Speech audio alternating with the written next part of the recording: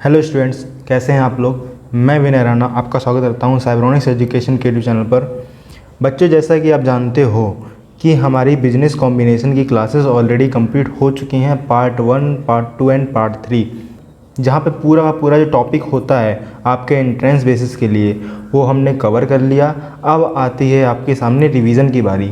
जैसा कि मैंने आपसे फर्स्ट वीडियो में ही कहा कि जैसे ही ये चैप्टर कंप्लीट होगा मैं आपके लिए रिवीजन के लिए एमसीक्यू डिस्कशन करूँगा पूरे चैप्टर के, जिससे आपका रिवीजन हो जाए और कोई भी प्रॉब्लम आपको इस टॉपिक से ना बचे। क्योंकि आप अच्छे से जानते हो यहाँ से आपके 3 से 4 क्वेश्चन तो मिनिमम आने ही आने होते हैं, और मैं ये चाहता हूँ कि वो क्वेश्चन आपसे बिल्कुल भी किसी भी कंडीशन में गलत ना हो।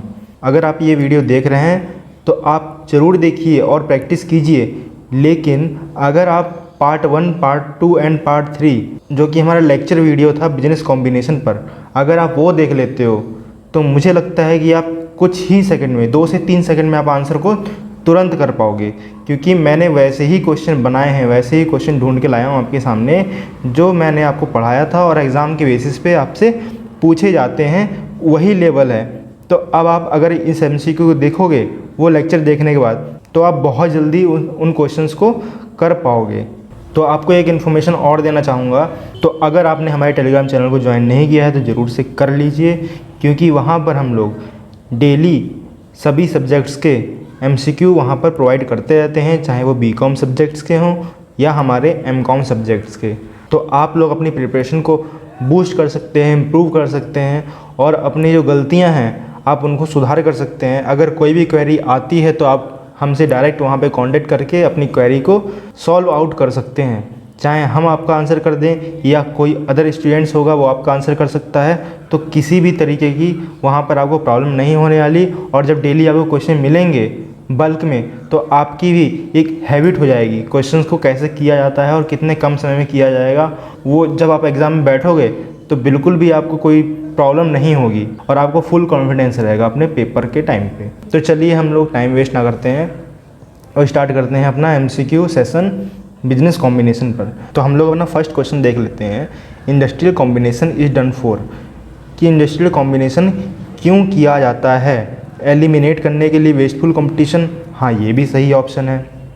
एस्टेब्लिशिंग इक्विलिब्रियम इन मार्केट, ये ऑप्शन भी सही है। Ripping the benefit of large scale का बेनिफिट भी चाहिए, हाँ ये भी ऑप्शन सही है। हमारा जो डी ऑप्शन है, ऑल ऑफ द अबव, यही हमारा करेक्ट आंसर है, जैसा कि मैंने यहाँ पर आपके सामने दिया है। तो मुझे लगता है कि इस क्वेश्चन में कोई भी प्रॉब्लम नहीं है आपकी, और हम चलते हैं आगे नेक्स्ट क्वेश्चन पर। देखिए नेक्स्ट क्वेश्चन आपके सामने है।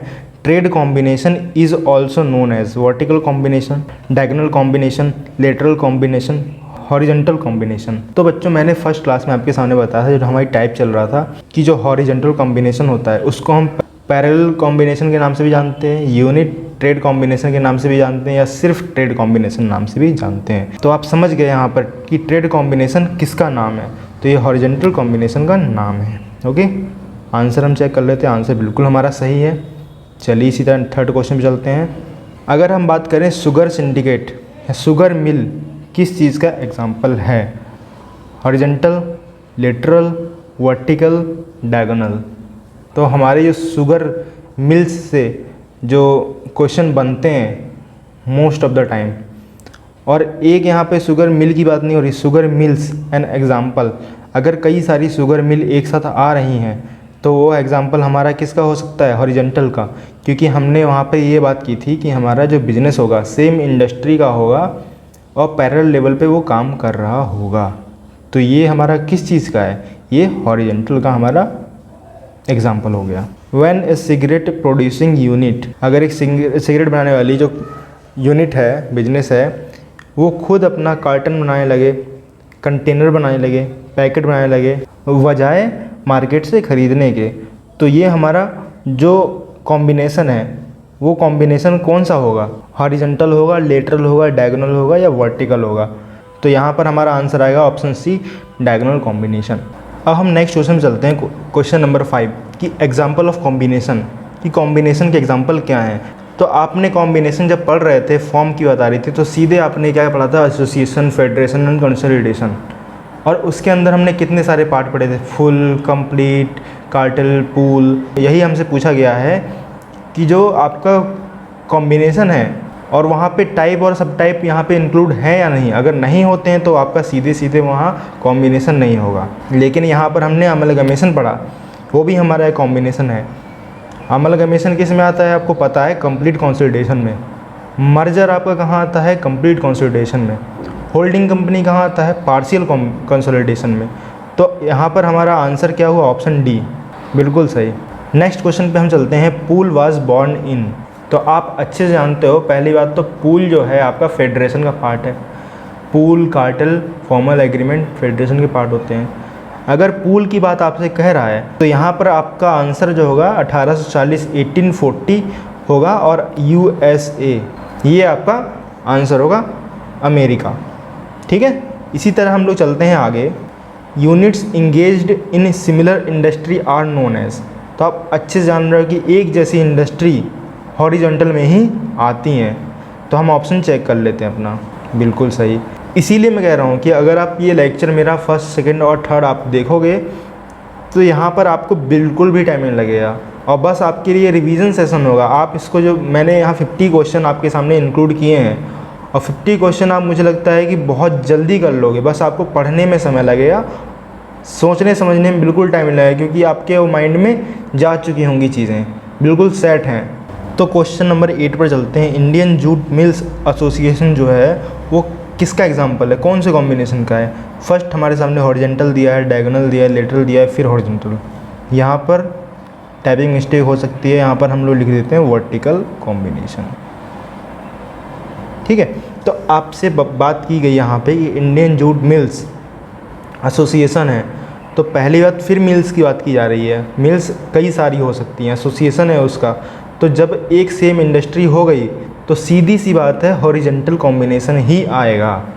आपका दूसरा कॉम्बिनेशन जो वर्टिकल है वो उस कंडीशन में होता है जब आप किसी स्टेप से जा रहे हो गुजर के, चाहे आप आगे जा रहे हो तो फॉरवर्ड वर्टिकल इंटीग्रेशन हो जाएगा, जब आप उल्टा लौट कर जा रहे हो अपने फाइनल स्टेज से जो आपका रॉ मटेरियल गुड्स तक है वहाँ आप जाते हो तो बैकवर्ड इंटीग्रेशन आपका होता है वर्टिकल में। तो आपको ये चीज़ों में बिल्कुल भी कन्फ्यूज़न नहीं होना चाहिए। नेक्स्ट क्वेश्चन फिर आता है आपके सामने 9। हॉरिजॉन्टल कॉम्बिनेशन एक एग्जांपल है, फिर वही क्वेश्चन आ गया। Parallel unit of trade both A and B, none of the above. तो आपके सामने मैंने बताया पैरेलल भी है, यूनिट ऑफ ट्रेड भी है, तो ऑप्शन हमारा यहाँ पर सी सही होता है। इसी तरीके से हम आगे चलते हैं। Combination of complementary units is called horizontal, vertical, diagonal, lateral. कौन सा यहाँ कॉम्बिनेशन आने वाला है? तो आपको कॉम्प्लीमेंट्री का मतलब तो पता है ऑलरेडी। यहाँ पर कॉम्प्लीमेंट्री यूनिट का मतलब ये हुआ कि जब हम कोई प्रोडक्ट रेडी कर रहे होंगे तो हमें प्रीवियस वाले कॉम्बिनेशन से, प्रीवियस वाले यूनिट से हमें मदद लेनी पड़ेगी कि अपना प्रोडक्ट को फाइनल करने के लिए। फिर हम आगे जाएंगे, क्योंकि जब तक हम वो प्रोडक्ट रॉ मटेरियल हमारे सामने आएगा नहीं फिनिश होके, ठीक है, हम उसको फाइनल नहीं कर पाएंगे, और फिर उसके बाद हमें किसी और को हैंड ओवर करना होगा। मतलब एक दूसरे के ऊपर वो क्या है, डिपेंडेंट है फुल्ली। यहाँ पर यही बात कही गई है। और जब हम डिपेंडेंट होते हैं किसी पर, ऐसे कॉम्बिनेशन को हम बोलते हैं वर्टिकल कॉम्बिनेशन, क्योंकि वहाँ सीधे बात कही जाती है कि हम सीक्वेंस या प्रोसेस में बात करेंगे। उसको हम इंडस्ट्री कॉम्बिनेशन भी बोलते हैं, क्योंकि वहाँ पर बात की जाती है। अगर हम एग्जांपल ले लें आपका गारमेंट्स का, कि पहले कॉटन गिनिंग होगा, देन स्पिनिंग होगा, फिर वीविंग होगा, प्रिंट होगा, रेडीमेड गारमेंट्स तक जाएगा, बाद में हम स्टोर पे आएंगे, मार्केट में सेल होगी। ये सब चीज़ें एक प्रोसेस है। जब तक वीविंग का प्रोडक्ट फिनिश होके नहीं आएगा तब तक डाइंग में हम नहीं दे सकते, प्रिंटिंग उस पर नहीं कर सकते। प्रिंटिंग हो जाएगी तभी तो रेडीमेड प्रोडक्ट वो बन पाएगा, अदरवाइज़ तो नहीं बन पाएगा। तो ये सीक्वेंस हो गया। यहाँ पर बात वर्टिकल की गई है। देखिए ऑप्शन हमारा सही है बिल्कुल। नेक्स्ट क्वेश्चन हम चलते हैं। When a readymade garment manufacturer forms a combine with dyeing, printing, cotton weaving, cotton spinning, cotton ginning unit is term as forward lateral integration, backward lateral integration, backward horizontal integration. तो सबसे पहले तो आप जान लो कि हॉरिजॉन्टल तो होगा नहीं हमारा। हॉरिजॉन्टल में आपसे क्या कहा जाता है कि सेम इंडस्ट्री होनी चाहिए, लेकिन यहाँ तो सेम नहीं है। आपका क्या चल रहा है, यहाँ प्रोसेस चल रहा है। अब आपसे कहा गया है कि फॉरवर्ड है या बैकवर्ड है, तो आपको समझना होगा। यहाँ पर देखिए, फिर आप क्वेश्चन पढ़ो फिर से कि form of combine with dyeing, पहले डाई कर रहा है, देन कॉटन वीव, उल्टा हो गया ये तो, कॉटन फिर स्पिनिंग हो गई, गिनिंग हो गई। जहाँ हम प्रोसेस हम कहाँ से, कॉटन गिनिंग से चलता था, स्पिनिंग वीविंग तक जाता था, अब ये बैकवर्ड होके आ रहा है। तो आप यहाँ पर आंसर क्या दे सकते हैं अपना, बैकवर्ड इंटीग्रेशन दे सकते हैं। आपका आंसर यहाँ पर क्या हो जाएगा, बी। आंसर बिल्कुल सही है। इसी तरीके से हम लोग चलते हैं आगे। Question number 12, ACC is an example of, किसका एग्जाम्पल है भाई, ये बताना है। सबसे पहले तो आपको बता दें ACC क्या है, सीमेंट कंपनीज़ का एसोसिएशन है, एसोसिएटेड सीमेंट कंपनीज़ हम इसको बोलते हैं। तो हॉरिजॉन्टल कॉम्बिनेशन हुआ, वर्टिकल हुआ, लेटरल हुआ, डायगोनल हुआ। तो सीधी सी बात आपके सामने इसने क्लियर भी कर दी है कि एसोसिएशन है सीमेंट कंपनीज़ का। तो एक ही इंडस्ट्री तो इसमें वर्क कर रही है, अलग अलग इंडस्ट्री हैं लेकिन उनका काम क्या है, सिर्फ सीमेंट बनाना तो है, एक ही टाइप की हैं, एक ही फंक्शन को कोऑर्डिनेट कर रही हैं। तो यहाँ पर हमारा आंसर हॉरिजॉन्टल होगा, ऑप्शन ए। मुझे लगता है कि आपको क्वेश्चन अच्छे से बिल्कुल समझ में आ रहे होंगे और क्वेश्चन इतने टफ नहीं आएंगे कि आप देखो और बिल्कुल आपको झटका लग जाए। बिल्कुल ईजी क्वेश्चन आते हैं। इसी तरीके से आप चाहें BHU BCom 2020 का पेपर उठा लीजिए, 2019 का उठा लीजिए, 18, 17, 16 हर बार आया है, अलग अलग तरीके से आया है, लेकिन पूछने का एक कॉन्सेप्ट जो है ना, या एक मोटिव है, वो यहीं पे आकर रुकता है। कोई भी आपको प्रॉब्लम नहीं आने वाली है। नेक्स्ट क्वेश्चन आपके सामने आता है, क्वेश्चन नंबर 13 कि हु डिस्क्राइब, किसने डिस्क्राइब किया the combination of forms in successive stages of the same industry, कि हम सेम इंडस्ट्री में जब सक्सेसिव स्टेजेस की बात कर रहे हों, ऐसे कॉम्बिनेशन को किसने डिस्कस किया। तो आंसर हमारा सीधे सीधे प्रोफेसर रॉबिन्सन है, और ये आपको याद रख लेना है। तो ये बात तो हो गई किसने कहा, लेकिन अगर ये बात होती यहाँ पर combination of forms in successive stage of the same industry, इसमें कॉम्बिनेशन कौन सा होगा, तो आप सीधे से यहाँ पर एक लाइन में कह सकते हैं वर्टिकल की बात हो रही है, एक स्टेज की बात हो रही है, एक प्रोसेस की बात हो रही है, एक सीक्वेंस की बात हो रही है। आप यहाँ पर वर्टिकल कॉम्बिनेशन अपना आंसर दे सकते थे। ठीक है, चलिए हम चलते हैं अपने नेक्स्ट क्वेश्चन पर। 14, circular combination is also known as, कि सर्कुलर कॉम्बिनेशन को और किस किस नामों से जाना जाता है। तो आपको पता है कि सर्कुलर कॉम्बिनेशन में हम क्या करते हैं, हम अलग अलग कमोडिटी को बना रहे होते हैं। कंट्रोल करने वाला पर्सन एक होता है, लेकिन प्रोडक्ट अलग अलग इंडस्ट्री होती है, उनकी अलग अलग चीज़ें बन रही होती हैं। जैसे कि मैंने आपको एग्जांपल भी दिया था हमारे लेक्चर में कि टाटा हैं, उनकी टाटा ग्रुप, टाटा इंडस्ट्री चल रही है, तो वहाँ ऐसा नहीं है कि सिर्फ एक ही चीज़ बनती है कार, टाटा नहीं, उनके यहाँ टाटा सॉल्ट भी है, टाटा के व्हीकल्स भी हैं, टाटा स्काई, इस टाइप से मैंने बहुत सारे एग्जांपल दिए थे आपके सामने। और मैंने एक पूरा चार्ट वहाँ पर शेयर कर दिया था आपके सामने कि आप पूरा एक बिजनेस जान सकते हो और ये समझ सकते हो कि सर्कुलर कॉम्बिनेशन जो है वो क्या है। और अब हम बात करें कि इसको और किस किस नामों से जाना जाता है, तो हमारा आंसर बिल्कुल साफ रहेगा यहाँ पर, मिक्स कॉम्बिनेशन। यहाँ पर आंसर हमारा डी हो जाता है। अब हमारे सामने एक आगे क्वेश्चन आता है कि when manufacturer of finish goods, जब फिनिश गुड्स का manufacturer with a view to controlling the market open its own sale store it is A. तो कहने का मतलब बस ये हुआ कि एक जो मैन्युफैक्चरर है जो सिर्फ फिनिश गुड्स बनाता था, ठीक है, मतलब गुड्स को फिनिश करता था बस, अब वो क्या कर रहा है कि मार्केट में अपनी शॉप ओपन करके उसको कंट्रोल करेगा। ठीक है, उसको कंट्रोल करने वाला है अपना खुद का सेल्स स्टोर बना करके। तो यहाँ पर क्या बात हो गई, यहाँ पर आप ऑप्शन देख के बताओगे बैकवर्ड इंटीग्रेशन हो रहा है कि फॉरवर्ड हो रहा है कि साइडवर्ड हो रहा है। सीधी सीधी बात है कि बैकवर्ड तब होता जब हम फिनिश गुड से रॉ मटेरियल तक भागते, नहीं ऐसा तो नहीं हुआ। फॉरवर्ड हो रहा है क्योंकि हम फिनिश गुड बनाने के बाद हम मार्केट में उसको खुद सेल के लिए उतर रहे हैं, हम एक स्टेप आगे बढ़ रहे हैं। ठीक है, यही बैकवर्ड और फॉरवर्ड इंटीग्रेशन में हमारी बात हुई थी वर्टिकल कॉम्बिनेशन पढ़ते समय। तो यहाँ पर फॉरवर्ड है, सीधे हमें आगे पढ़ने की ज़रूरत ही नहीं पड़ेगी। तो यहाँ पर हमारा आंसर बी हो जाता है सीधे तरीके से। और अभी जो हमने एक क्वेश्चन पढ़ा आपके सामने मिक्स वाला, सेम अब आपके सामने एक क्वेश्चन आ जाता है, क्वेश्चन नंबर 16 कि टाटा, बिरला, डालमिया, जेके किस कॉम्बिनेशन के एग्जाम्पल हो सकते हैं? प्रोसेस के? नहीं, कोई सीक्वेंस नहीं हो रहा है। सर्कुलर के? हाँ सर्कुलर है। मिक्स, क्योंकि वहाँ पर सीधे आपसे कहा जाता है कि कंट्रोल एक ही पर्सन कर रहा होगा, एक इंडस्ट्री कर रही होगी, लेकिन अलग अलग प्रोडक्ट बना रहे होंगे, अलग अलग कमोडिटी वहाँ रेडी हो रही होंगी अलग अलग यूनिट्स के अंदर। तो ऑप्शन हमारा बी सही है यहाँ पर। अगर हम बात करें यहाँ पर क्वेश्चन नंबर 17 की कि in which the following is not exactly a form of business combination, कौन सा यहाँ पर बिजनेस कॉम्बिनेशन का एक एग्जैक्टली फॉर्म नहीं हो सकता? फेडरेशन है, कार्टेल है, फॉल कंसिडरेशन, पार्शियल कंसोलिडेशन। तो आप जानते हो अच्छे से कि बिजनेस कॉम्बिनेशन का एक फॉर्म फेडरेशन भी है, कार्टेल पूल भी है, पार्शियल कंसोलिडेशन भी है, लेकिन ये फॉल की जगह फुल होता, कंसिडरेशन की जगह कंसोलिडेशन होता, तब हम इसको भी कंसीडर करते हैं, लेकिन यहाँ पर ऐसा कुछ नहीं है। तो ये हमारा आंसर बिल्कुल गलत है।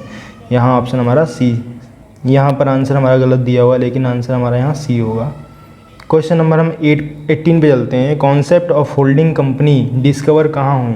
तो होल्डिंग कंपनी का कॉन्सेप्ट सबसे पहले जहाँ आया था उसको यूएसए बोलते हैं, ठीक है। USA, America, United states of America में हमारा होल्डिंग कंपनी का सबसे पहली बार कॉन्सेप्ट को डिस्कवर किया गया था। नेक्स्ट क्वेश्चन आता है हमारे सामने, कार्टेल जो है वो कहाँ पर बॉर्न हुआ, मतलब सबसे पहले कहाँ उसकी बात की, कहाँ उसे कॉन्सेप्ट रखा गया? यूएसए है, जर्मनी है, यूके, चाइना है। तो यहाँ पर हमारा आंसर जर्मनी होगा, क्योंकि आप जब पढ़ोगे तो आपको पता लगेगा कि पूल जो है आपका यूएसए में आया था एंड कार्टेल आपका जर्मनी में।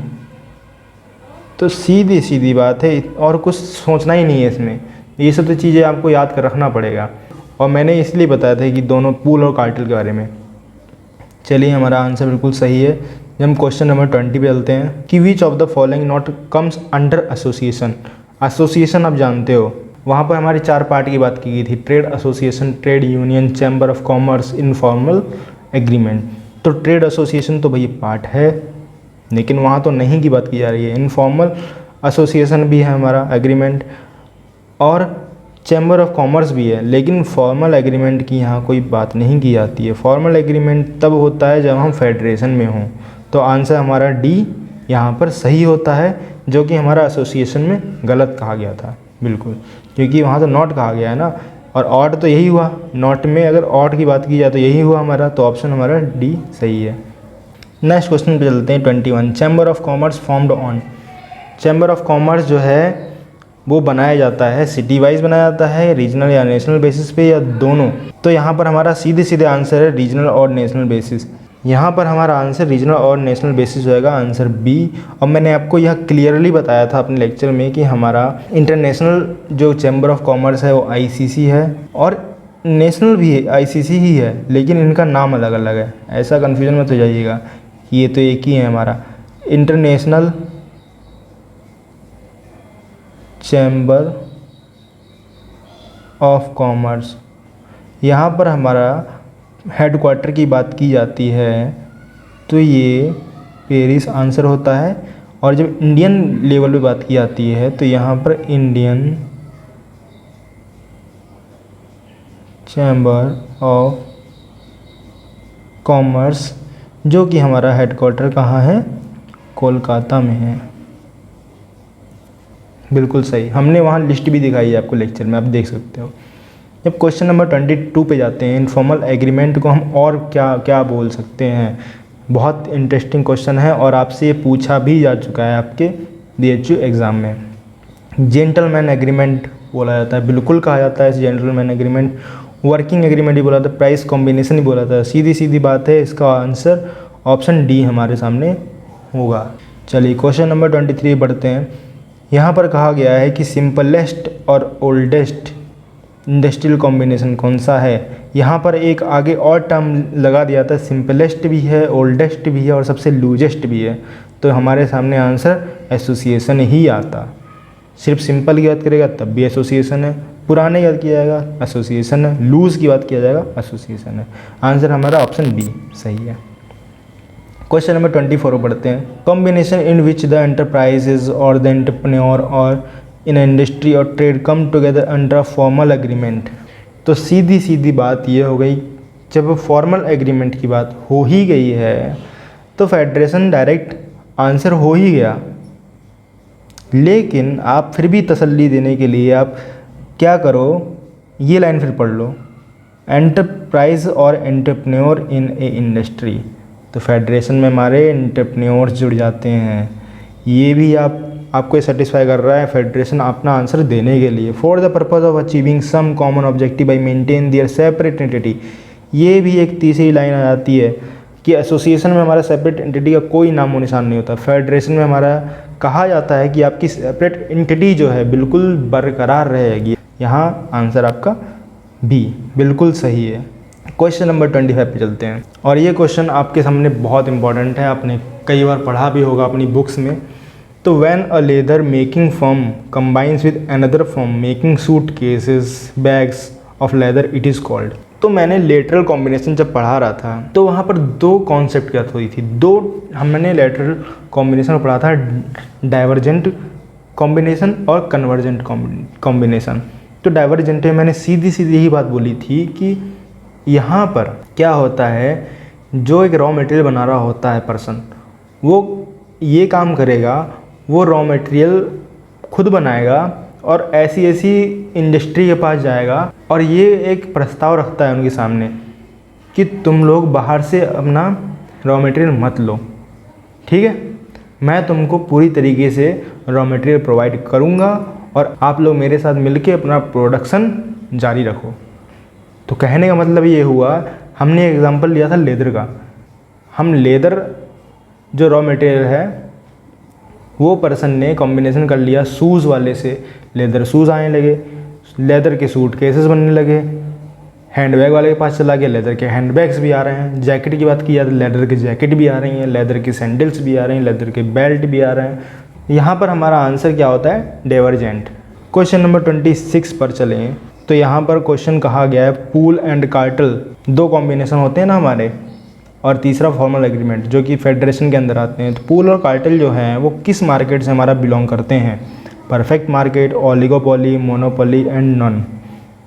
तो यहाँ पर हमारी ओलिगोपोली आंसर होने वाला है, जिसमें क्या होता है कि एक मार्केट होती है, वहाँ पर कुछ स्मॉल नंबर ऑफ प्रोड्यूसर्स जो होते हैं वो क्या करते हैं, कमोडिटी की सप्लाई पर कंट्रोल कर लेते हैं और प्राइसेस पे क्या करते हैं, प्राइसेस को भी इन्फ्लुएंस करते हैं। तो ये मार्केट हमारा ओलिगोपोली होता है। तो यहाँ पर इसी टाइप से क्या था, पूल्स और कार्टेल हमारे बनाए जाते हैं, जो आपको अच्छे से पता है कि वहाँ प्रोड्यूसर्स लोगों का ग्रुप होता है और सेलर्स लोगों का एक ग्रुप होता है। वहाँ पर प्राइस सेट किया जाता है कितना हमारा प्राइस होने वाला है और ये जोन बनाया जाता है कि हाँ भाई इसके यहाँ कि इतना रीजन में इसको इतना प्रोडक्ट सप्लाई करना है और वो उतना ही बेच सकते हैं, इससे ज़्यादा नहीं सप्लाई दे सकते हैं। तो ये सारी चीज़ें हमारी पूल और कार्टेल में आती हैं, जब आप पढ़ोगे अच्छे से आपको समझ में आएगा। यहाँ पर आपका आंसर ऑप्शन बी सही है। इंडियन ट्रेड यूनियन एक्ट कब फर्स्ट टाइम डिस्कवर हुआ था, तो इसे 1926, ये हमारा आंसर यहाँ होगा। मदरलैंड ऑफ पूल, तो मैंने आपको बताया था पूल और कार्टेल, पूल यूएसए में और कार्टेल जर्मनी में। तो कुछ नहीं सोचना है, ऑप्शन बी अपना लगाइए, बिल्कुल सही है 28 का B. Voluntary organisation of producers, तो वॉलंटरी ऑर्गेनाइजेशन प्रोड्यूसर की कौन सी है, कार्टेल है, पूल है, ट्रस्ट है, नन। तो तीनों ऑप्शन हमारे वॉलंटरी ऑर्गेनाइजेशन है। लेकिन जब हम प्रोड्यूसर की बात करते हैं तो यहाँ पर हमारा आंसर सिर्फ और सिर्फ कार्टेल ही आएगा। यहाँ पर हमारा ऑप्शन ए सही है। क्वेश्चन नंबर 30 पे चलते हैं। यहाँ पर कहा गया है most superior form of combination, pool है, कार्टेल है, कंसोलिडेशन है, क्या है। तो आप अच्छे से जानते हो कि सबसे बेहतरीन और सबसे जो सुपीरियर लेवल पे रखा गया है उस कॉम्बिनेशन को हम बोलते हैं कंसोलिडेशन, क्योंकि आपको ही पता है सबसे ओल्डेस्ट और लूजेस्ट कॉम्बिनेशन एसोसिएशन आया, उसके कंपैरिजन में उसको अच्छा करने के लिए, उसको बेटर बनाने के लिए रूल्स एंड रेगुलेशन के साथ आए कौन, फॉर्मल वे में फेडरेशन आए। लेकिन जहाँ फेडरेशन फेल हो जाता है वहाँ पर कंसोलिडेशन आता है पूरी तरीके से और बिजनेस को अडॉप्ट कर लेता है, अब्जॉर्ब कर लेता है, चाहे वो होल्डिंग कंपनी के रूप में सब्सिडरी बना दे, चाहे मर्ज कर ले, चाहे अमलगमेट कर ले। तो ये चीज़ें आपके सामने है, तो मोस्ट सुपीरियर फॉर्म आपको पता चल गया, ऑप्शन सी। बात की जाए ट्रस्ट की, कि ट्रस्ट कहाँ बॉर्न हुआ, ट्रस्ट सबसे पहले कहाँ आया, तो यहाँ पर हमारा आंसर क्या होगा, यहाँ पर आपका आंसर होगा USA। और बात की जाए सबसे पहले 1879 में आया, आपको पता है मैंने लेक्चर में डिस्कस कर दिया है, और रीऑर्गेनाइज होके इसे 1882 में लाया गया, ठीक है। और आगे चलते हैं question number 32। If A cement factory, a steel mill, a sugar mill and leather form combine together, cement factory भी जुड़ जाए, स्टील मिल भी जुड़ जाए, शुगर मिल भी जुड़ जाए, लेदर की फॉर्म भी जुड़ जाए एक साथ, तो उसको क्या बोलेंगे हम, इसको कंप्लीट कंसोलिडेशन बोलेंगे। यहाँ पर हमारा ऑप्शन सी सही है। नेक्स्ट चलते हैं हम question number 33। The origin of pools in America was, तो पहले या तो USA में आया और 1840 में आया, तो आपके सामने ये चीज़ भी क्लियर हो जाती है। नेक्स्ट क्वेश्चन हम चलते हैं, different industrial units control by N, तो आपको मैंने बताया स्टार्टिंग में, मैंने JK और बिरला, टाटा, इन सब का एग्जांपल दिया, सर्कुलर में था, मिक्स में था, तो वहाँ पर यही मैंने बोली थी एक बात कि डिफरेंट इंडस्ट्री होती हैं, एक पर्सन उसको कंट्रोल कर रहा होगा, लेकिन डिफरेंट इंडस्ट्री होनी चाहिए सर्कुलर में जाने के लिए। तो यहाँ पर कन्वर्जेंट नहीं हो सकता, डायगोनल नहीं हो सकता, डायगोनल लिटरल नहीं हो सकता, यहाँ पर हमारा सर्कुलर कॉम्बिनेशन बिल्कुल सही है, तो ऑप्शन डी हमारा सही होगा। एक एग्जांपल मैंने नया लिया हुआ है, आप समझ पाओगे। देखो VI जो मर्जर है is the example of horizontal का, वर्टिकल का, लेटरल का, डायगोनल का। तो VI क्या है, जिसे पता नहीं है, VI मतलब वोडाफोन आइडिया, वोडाफोन और आइडिया दोनों अलग अलग क्या थे, टेलीकॉम इंडस्ट्री हैं, दोनों अपना अलग अलग बिजनेस कर रही थी। कोई भी रीज़न हो सकता है, या तो चाहे उनके कस्टमर कम हो रहे हों तब उन्होंने इस चीज़ को मर्ज किया, या उनको एक और आगे बड़े लेवल तक जाना था, तो इस वजह से उन्होंने क्या किया, VI किया, उसे मर्ज कर लिया। तो ऐसे बिजनेस को हम क्या बोलेंगे, हॉरिजॉन्टल बोलेंगे, वर्टिकल, लेटरल या डायगोनल। तो सीधी सी बात है, जब दो सेम टाइप की इंडस्ट्री जुड़ती हैं तो पैरेलल यूनिट या ट्रेड कॉम्बिनेशन होता है, जिसे हम हॉरिजॉन्टल बोलते हैं। यहाँ पर दोनों क्या थी, यहाँ पर दोनों टेलीकॉम इंडस्ट्री थी, ठीक है। अगर वही बात होती यहाँ पर हमारा फ्लिपकार्ट होता, वोडाफोन की जगह हमारा फ्लिपकार्ट होता, और फ्लिपकार्ट के बाद क्या होता, जब फ्लिपकार्ट से हम सामान ले लेते, कुछ भी चीज़ें होती, प्रॉब्लम्स आती, तो वो डायरेक्ट उस मेन कंपनी के पास ना भेज करके अपने पास भेजता रिपेयरिंग के लिए, तो यहाँ डायगोनल हो जाता। ये सब चीज़ें बिल्कुल मैंने एग्जाम्पल में बता रखी हैं, आप लोग लेक्चर बिल्कुल देखना। नेक्स्ट हम चलते हैं, in comparison to association it is definite and developed form of combination. तो आप जानते हो एसोसिएशन जब हम आगे बढ़ते हैं, कंपैरिजन करना है, एसोसिएशन से अच्छा बनाना है, तो हम सीधे सीधे पूल पर आए थे फेडरेशन के तौर पर। यहाँ फेडरेशन होता तो फेडरेशन डालते, लेकिन वहाँ पर क्या है, ऑलरेडी सब टाइप दिए हुए हैं, सब फॉर्म दिए हुए हैं, तो यहाँ हम पूल पे जाएंगे। पहला हमारा पूल था, देन कार्टेल था, तो ऑप्शन डी हमारा सही है। नेक्स्ट चलते हैं 37, agreement which are oral in nature. आप अच्छे से जानते हो कि जो चीज़ ओरल होती है वो पहली बात तो गलत होती है, कोई प्रोफेशनल वहाँ पे एक वे हो ही नहीं पाता है। तो ये ओरल की बात की जा रही थी, इनफॉर्मल एग्रीमेंट है और ये एसोसिएशन है, और डायरेक्ट यही एक लूज पॉइंट था, वहाँ पर फॉर्मल नहीं थे वो लोग, कोई भी रिटर्न उनका लॉ नहीं था, कोई भी रिटर्न एक्ट नहीं था, कुछ भी वो लोग बस बात करते थे और भूल जाते थे, ठीक है। तो ये एसोसिएशन था, और यहाँ पर हमारा आंसर इनफॉर्मल एग्रीमेंट होगा, ऑप्शन बी। नेक्स्ट चलते हैं हम, it is voluntary and non profit organisation of trade, industry and commerce. तो यहाँ ट्रेड होगा, एसोसिएशन होगा, फेडरेशन होगा, क्या होगा, तो यहाँ पर हमारा आंसर होगा एसोसिएशन, क्योंकि ट्रेड तो हो नहीं सकता। जब हम बात करते हैं ऑर्गेनाइजेशन लेवल पे ट्रेड, कॉमर्स एंड इंडस्ट्री को मिलाते हैं तो ये एसोसिएशन होता है। जब हम इंटरप्रेन्योरियल बेसिस पे एंटरप्रेन्योर्स को मिलाते हैं और सेपरेट एंटिटी रखते हैं तो वहाँ पर हमारा फेडरेशन होता है, तो ऑप्शन बी हमारा बिल्कुल सही है यहाँ पर। क्वेश्चन नंबर 39 पे जाएँ तो commonly meant as the combination of worker. तो जब हम कॉम्बिनेशन वर्कर्स का हो जाए वहाँ ट्रेड यूनियन बिल्कुल सही शब्द होता है, तो ये आंसर हमारा ट्रेड यूनियन। हमने ऑप्शन और देखे ही नहीं, हम trade association, trade union, association सब पढ़ें क्यों जब हमें पता है डायरेक्ट हमारा आंसर क्या है। तो यही कॉन्फिडेंस आप लेक्चर पढ़ने के बाद आपको मिलते हैं, क्योंकि जब तक आप कोई भी चीज़ बेसिक स्टार्टिंग से ना पढ़ लो, आपको क्या होता है कि चीज़ें अच्छे से समझ में नहीं आती हैं। जब वो चीज़ आप पढ़ लोगे तो आपके सामने चाहे किसी भी टाइप से आपसे एमसीक्यू पूछ ले, चाहे घुमा के पूछ ले, चाहे इधर से पूछे, चाहे उधर से पूछे, चाहे फर्स्ट पॉइंट पूछे, चाहे लास्ट पॉइंट पूछे, आप आंसर हमेशा आपका एक क्लियर होता है। क्वेश्चन नंबर 40 पे आएँ तो integration of shoe manufacturing unit, hand bag manufacturing unit, sandals, harness manufacturing unit and suitcase with leather producing unit is term as. तो सीधी सी बात है, मैंने आपको बताया था कि डाइवर्जेंट है, लेदर का कॉम्बिनेशन हो रहा है, ठीक है। कन्वर्जेंट लेदर तो हो ही नहीं सकता, डाइवर्जेंट है, तभी तो उसने क्या किया, एक फिनिश रॉ मटेरियल से जाकर के उसने अदर बिजनेस के साथ, अदर यूनिट्स के साथ उसने कॉम्बिनेशन कर लिया और अपने रॉ मटेरियल के साथ ही वो अपनी चीज़ों को मार्केट तक ला पाया। क्वेश्चन नंबर हम 41 पे जाएँ। Combination of industrial unit which produce different kind of products, जो अलग अलग तरीके के प्रोडक्ट बनाते हैं उनको क्या बोलते हैं? अलाइड। बिल्कुल सही है, अलाइड तो बोलते हैं, लेकिन लेटरल की जब बात की जाए तो लेटरल भी क्या करता है, वो भी तो अलग अलग डिफरेंट प्रोडक्ट ही बना रहा है। शू बना रहा है, सूटकेस बना रहा है, हैंडबैग बना रहा है, या बेल्ट बना रहा है, जैकेट्स बना रहा है। तो यहाँ पर आपका आंसर लेटरल कॉम्बिनेशन भी होता है। तो ऑप्शन हमारा सी बिल्कुल सही है, यहाँ पर ए और बी दोनों ठीक हैं इसीलिए। क्वेश्चन नंबर 42 पे चलते हैं।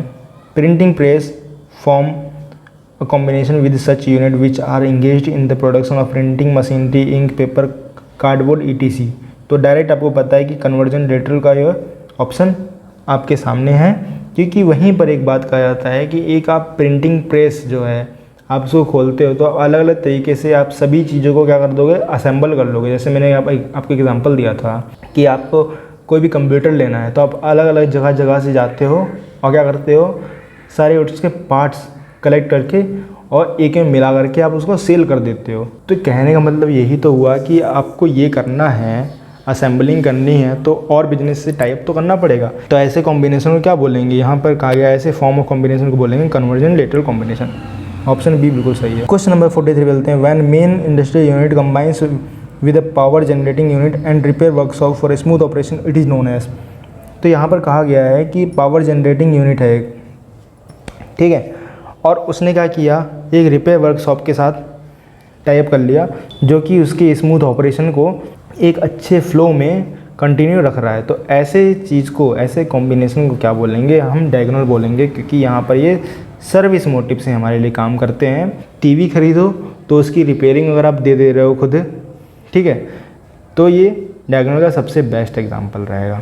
तो यही चीज़ें यहाँ पर आपसे कही गई थी। ऑप्शन सी बिल्कुल सही है। नेक्स्ट चलते हैं हम question number 44। Is a form of combination, तो इसके आगे थोड़ा डैश रहेगा कि ऐसा कौन सा कॉम्बिनेशन है जहाँ पर one of the companies already in existence absorbs all the rest of the enterprise, each of the various companies losing its identity as a business unit। तो आपको एक लाइन में बताएं कि जब कोई भी कंपनी अपना एग्जिस्टेंस खो देती है पूरी तरीके से तो वो कंसोलिडेशन में ही होता है, क्योंकि वहाँ पर दो तरीके के आपके सामने सब टाइप होते हैं जो कि कहा जाता है पार्शियल कंसोलिडेशन है और कंप्लीट कंसोलिडेशन है। पार्शियल में आपसे कहा गया होता है कि आप क्या कर दोगे, कंपनी को होल्ड कर लोगे। वो एब्जॉर्ब जब पूरी तरीके से कर रहा है तो उसे अमलगमेशन और मर्जर भी बोलते हैं, लेकिन वो दोनों सब टाइप है, लेकिन एक मेन चीज़ जिससे बोलते हैं वो तो कंसोलिडेशन ही होगा ना आपके सामने।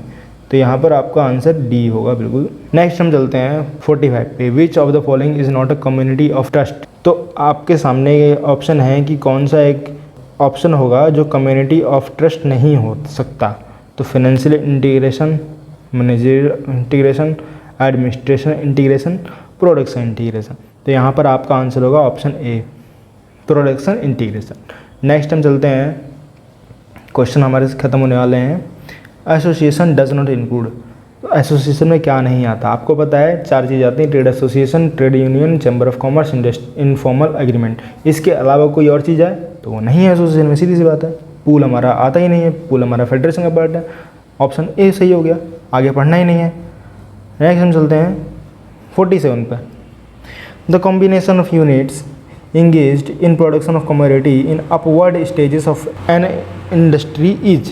2 चीज़ें क्लियर कर दिया इसने। पहली बात तो इसने स्टेजेस बता दिया स्टेजेस कहाँ हमारी होती हैं, वर्टिकल में होती हैं। होती हैं नहीं होती हैं, बिल्कुल। तो 2 ऑप्शन आपके सही होंगे, 2 तो बिल्कुल गलत हो गए, 2 बिल्कुल गलत हो गए। ये होता है एलिमिनेट सिस्टम। अगर आपको क्वेश्चन समझ में नहीं आ रहा है तो आप क्वेश्चन ये समझो, ये सोचो कि ऑप्शन कैसे हमें कम किए जाएं।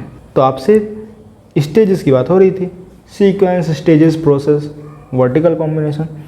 लेकिन अब ये कहा गया the combination of units engage in production of commodity in upward stages. वो स्टेजेस ऊपर जाती जा रही हैं, मतलब फॉरवर्ड, आगे बढ़ रही हैं। ऑप्शन ए हमारा बिल्कुल सही हो गया, फॉरवर्ड वर्टिकल इंटीग्रेशन हो गया, ऑप्शन ए बिल्कुल सही है। क्लियर है कॉन्सेप्ट? चलते हैं नेक्स्ट क्वेश्चन पे हम। When some manufacturing units combine with a unit engaged in manufacturing a main product using the product of such combining units as raw material, it is a case of। तो इसका मतलब ये हुआ कि कोई भी मैन्युफैक्चरिंग यूनिट है, जब वो कंबाइन करती है ऐसी यूनिट से जिसका मेन जो प्रोडक्ट होगा वो रॉ मटेरियल हो, ऐसे केस में हमारा आंसर क्या होगा, कन्वर्जेंट लेटरल कॉम्बिनेशन होगा।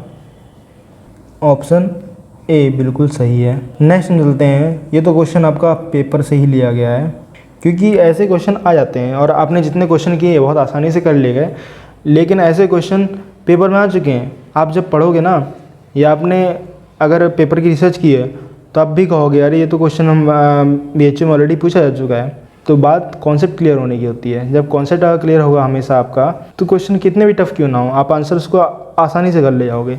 तो यहाँ पर ऑड वन आउट की बात की जा रही है कि सबसे ऑड होगा कौन, और ऑड है तो आप उसे बाहर निकाल दो, सीधी आपकी आंसर यही हो जाएगा। तो ACC एसोसिएटेड सीमेंट कंपनी, कोल इंडिया, वो भी हमारा उसी का एक वही इंडस्ट्री है हमारी, coal SAIL. Steel Authority of India, ये भी हमारा उसी एक इंडस्ट्री में हो सकता है। लेकिन हम सेबी पढ़ें, सेबी तो आपको पता है भाई यहाँ क्या कर रहा है, ऑड हो गया। हमारा आंसर डी है। क्लियर? क्वेश्चन नंबर 50 पे चलते हैं। व्हेन 2 और more existing companies, 2 company exist में थी, into liquidation and new companies formed to take over their business. वो दोनों क्या की, लिक्विडेट हो गई और नई कंपनी में कन्वर्ट हो गई to take over their new business. ऐसे बिजनेस को हम क्या बोलते हैं, अमलगमेशन बोलेंगे। क्योंकि यहाँ पर क्या होता है, X + Y मिलती हैं, अलग अलग कंपनी है, तो वो या तो Z बना देंगी कोई नई कंपनी, या उन्हीं में को नाम को मिला देंगी, X Y कर देंगी, कुछ भी कर सकती हैं, एक नई कंपनी बनेगी। लेकिन मर्जर में क्या होता है, मर्जर में X and Y हैं, तो जिसने ख़रीदा है, जो बड़ी कंपनी है जिसने 51% से ज़्यादा शेयर उसके ले लिए, वही वहाँ पे राज करेगी और वही अपना नाम उस कंपनी का रख देगी। इसे फुल कंट्रोल बोलेंगे। फुल कंट्रोल देखा है दोनों ही हैं एक तरीके से, लेकिन वहाँ पर क्या होता है कि वो दोनों जब नई कंपनी में कन्वर्ट हो जाते हैं तो एग्जिस्टेंस तो दोनों ख़त्म हो ही जाता है। वहाँ पर सभी चीज़ें नई तरीके से उनकी होने लगती हैं। तो 50 का आंसर हमारा ए बिल्कुल सही होगा। तो इस तरीके से आपने एक MCQ देख लिया है। 50 MCQ हमारे कंप्लीट हो चुके हैं बिजनेस कॉम्बिनेशन में। और इसी तरीके की वीडियोस को देखने के लिए, इसी तरीके से रिवीजन अपना करने के लिए आप लोग हमसे जुड़ सकते हैं हमारे टेलीग्राम चैनल पर, और आप हमारे इस चैनल को सब्सक्राइब भी कर लीजिए ताकि आपको नई नई नोटिफिकेशन हमारी वीडियोस की टाइम टू टाइम मिलती रहें। और आपको कोई भी अगर क्वेरी होती है, कोई क्वेश्चन समझ में नहीं आया है, तो आप हमसे कमेंट कर सकते हैं, हम आपका आंसर ज़रूर करेंगे, जल्दी से जल्दी करेंगे। और वीडियो को लाइक कीजिए और अपने फ्रेंड्स एंड फैमिली मेम्बर्स जिनको की ज़रूरत है, जो BHU एंट्रेंस एग्ज़ाम 2021 चाहे BCom हो या MCom हो उसकी तैयारी कर रहा हो, तो आप बिल्कुल उसे भी शेयर कीजिए ताकि उसका भी एक बेनिफिट हो सके हमारी वीडियोस के थ्रू। चलिए तब मिलते हैं इसी तरीके से नेक्स्ट वीडियो में। तब तक के लिए बाय बाय, थैंक यू।